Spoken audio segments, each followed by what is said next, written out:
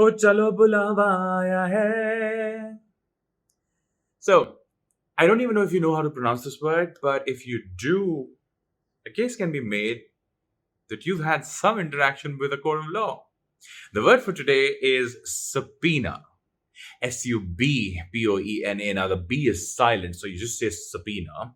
But comes from Latin. So, sub means under.